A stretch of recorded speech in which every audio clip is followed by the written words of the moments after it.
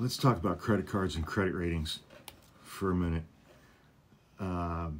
Many years ago, when my daily lifestyle was a bit different and, shall we say, somewhat more indulgent than it is currently, I did a significant amount of damage to my credit rating.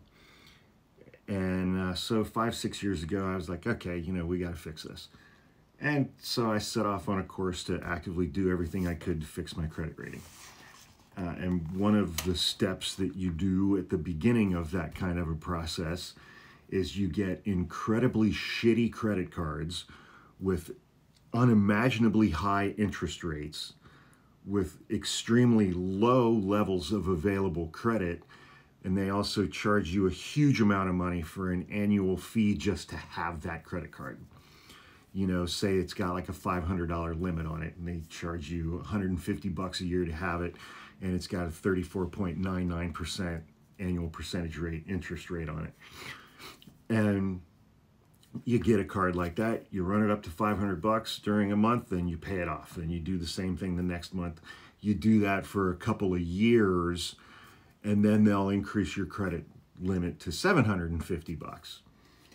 And then, you can also then qualify to get another credit card with the same, just barely legal high interest rate, exorbitant annual fee.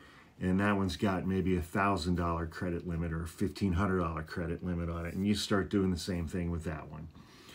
And then, slowly over months and months and months and months, your credit score starts going up and up and up and up and up a little bit. And then you find yourself, 5-6 later where you're kind of back to where you were 15 years ago. It's like, okay, here's a credit card. They just like, here, take this one. It's got a $25,000 limit and, a very reasonable interest rate, and there's no annual fee. And then you're like, okay, I don't need these first two that I got anymore. I'm going to cancel them. Well, that's what I did this morning. I had those first two shitty credit cards that I got like 6 years ago, and I was like, it's time to cancel these because I don't need them. First of all, I don't want to keep paying for them. And so I called them in order, and the first one, I had to say, I want to cancel my card and close my account 6 times, because I'd say it, then they'd have a response to my, they'd have an objection to that. Then I'd say it again, then they'd have another response. I say it again, they'd have another response. And most of the responses were related to, well, this is going to negatively impact your credit score.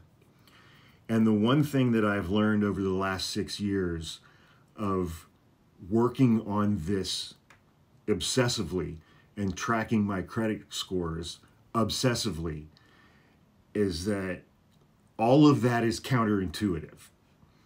When you do the things that you think you should be doing, when you're operating from a mindset of being actually financially responsible, your credit scores go down. They don't go up. And by getting rid of these 2 cards that I don't need, which is the financially responsible thing to do, because I'm not going to be paying the monthly fees on them anymore. I don't have to track them anymore. I'm not going to be using them with their incredibly high interest rates anymore.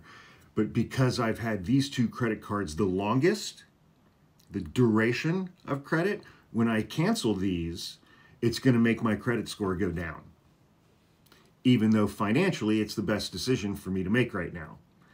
And the one thing that I have learned over the last 6 years of spending a tremendous and diligent amount of time every month on focusing on my credit scores, increasing my credit scores, tracking all of this stuff, paying very close attention to all of this stuff, is that making good financial decisions negatively impacts your credit score.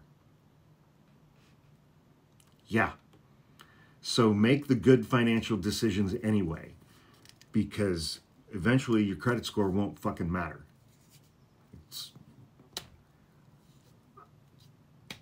it's it's the entire setup is fucking stupid. It's a scam. It's designed to keep you in crippling debt for the rest of your life so that you never experience anything that even resembles actual freedom in your existence.